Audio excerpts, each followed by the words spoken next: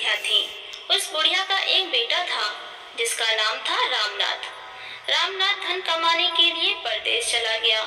बुढ़िया अपने पुत्र के विदेश जाने के बाद बहुत चिंतित और दुखी रहने लगी, क्योंकि बहू उसे प्रायः नित्य खरी खोटी सुनाया करती थी।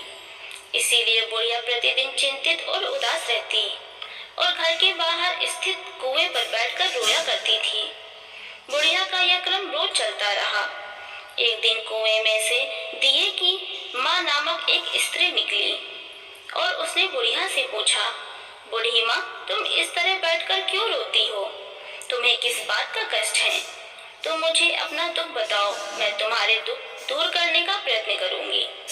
बुढ़िया ने उस स्त्री का प्रश्न सुनकर कोई भी जवाब नहीं दिया और रोती ही रही। दिए की माँ बार बार एक प्रश्न दोहराती रही। वह बुढ़िया इस बात से झुंझुला उठी।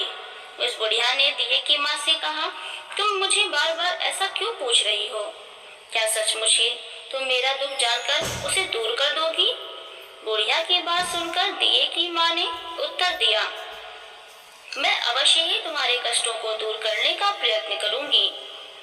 बुढ़िया ने दिया की माँ का ऐसा आश्वासन पाकर कहा, मेरा बेटा कमाने के लिए परदेश चला गया है।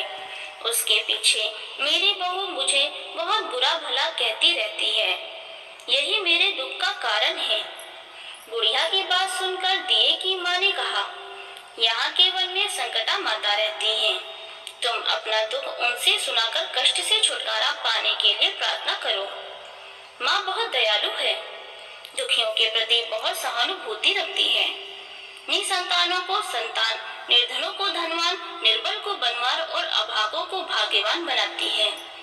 उनकी कृपा से सौभाग्यवती स्त्रियों का सौभाग्य अचल हो जाता है। कुंवारी कन्याओं को अपने इच्छित वर की प्राप्ति होती है। रोगी अपने रोग से मुक्त होते हैं।